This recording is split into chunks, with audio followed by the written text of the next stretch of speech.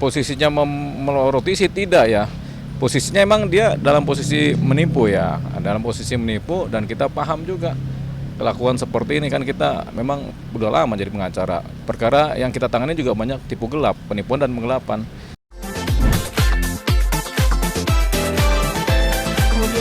Pertanyaannya?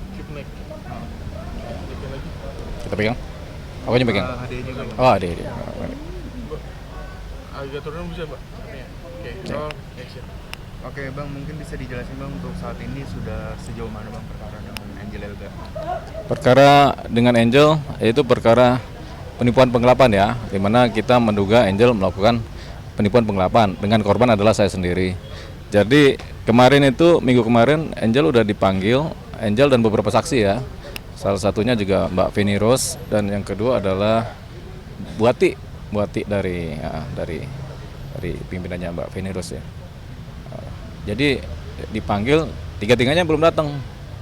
Nah, karena tiga-tiganya belum datang, kita koordinasikan Polres Selatan dengan penyidik.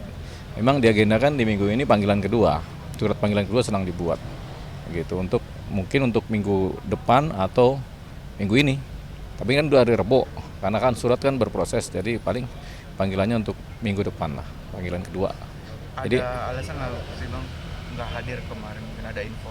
Nggak ada info. Saya koordinasi juga memang belum ada info, dan memang tidak hadir. Ya sudah, kita tunggu aja. Namanya proses hukum kan, kita lihat.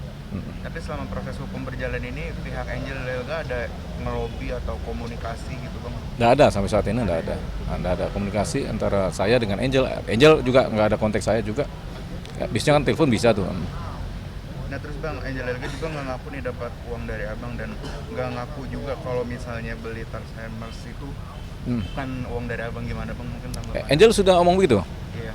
Ya bagus dong kalau dia nggak ngaku, ya kan? Karena bukti transfer ada, kemudian saksi-saksi ada, kan pembelian juga di depan saya, di depan Tata Alim sama Uji gitu. Gak apa-apa, orang kan boleh nggak ngaku. Kan CCTV di ini juga ada, di mana? Di Sangrila tuh ada tuh. Mungkin selama Abang kenal sama Angel Elga nih, bisa dibilang seberapa ini sih Angel Elga itu kayak memoroti Abang gitu? Kalau posisinya meloroti sih tidak ya. Posisinya emang dia dalam posisi menipu ya, dalam posisi menipu, dan kita paham juga kelakuan seperti ini kan. Kita memang udah lama jadi pengacara. Perkara yang kita tangani juga banyak tipu gelap, penipuan dan penggelapan, sehingga orang mau menipu juga kita paham.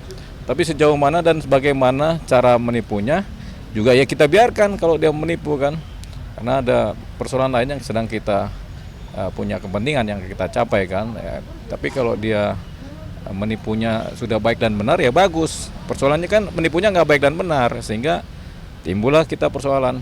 Dan sebenarnya kan saya nggak mempersoalkan apa yang dia kerjakan buat saya, biasa aja. Persoalannya adalah ketika yang paling penting dia kemarin tuh masuk ke wilayah yang bersifat agama, konfrontasi agama. Nah itu yang nggak bisa. Jadi ya mau nggak mau saya jalankan perkara yang dia punya, yaitu dia menipu kita, ya kita laporkan aja supaya dia nggak macam-macam lagi. Karena orang itu bisa berbahaya kepada orang lain, kepada pihak lain juga. Kalau nggak dicegah dari sekarang ya berbahaya. Makanya kita cegah aja supaya dia nggak menipu orang lain atau nggak mencelakakan orang lain. Ya.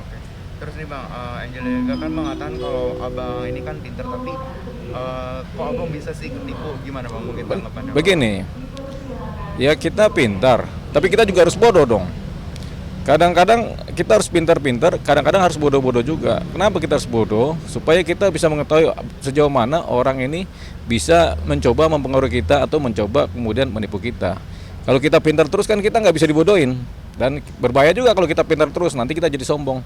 Jadi kita harus belajar bodoh supaya kita bisa tahu orang seperti apa sih kalau mengerjai orang lain tuh, kalau kita bodohan begitu. Nah, itu dia salah satu ininya. Jadi ada rentang, kalau orang bijak itu biasanya dia harus pintar tapi harus bodoh juga.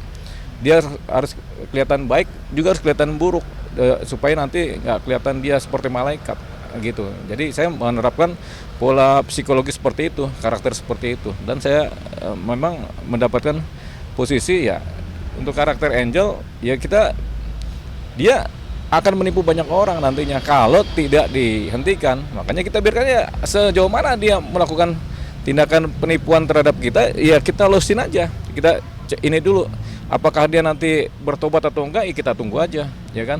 Tapi kan kita biarkan itu kan sampai pada titik dia kelakuannya mulai parah. Ketika kalau kelakuannya parah nggak boleh kita biarkan, karena dia ternyata ahli juga, ahli adu domba juga, ya kan. Kebetulan kita bukan domba, diadu juga kan begitu. Kalau domba-domba lain kan diadu bisa aja, ya kita jangan dong kan gitu kan, gitu.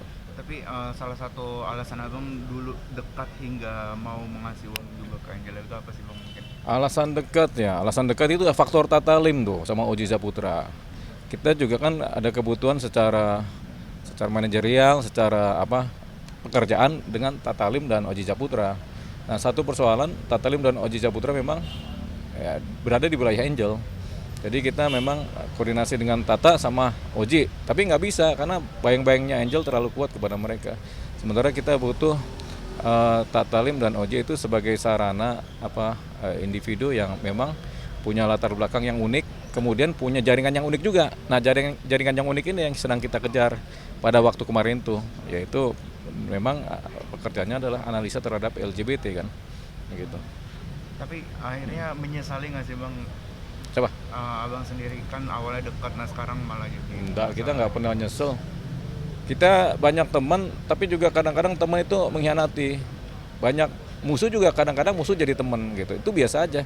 Kadang-kadang kita berteman dekat atau tiba-tiba dia musuhan sama kita, nggak apa-apa.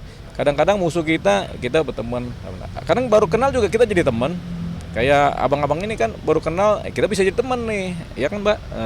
Gitu. Jadi ya bebas aja, hidup ini kan yang penting kan sesama manusia saling menghargai, saling mengasihi, itu aja.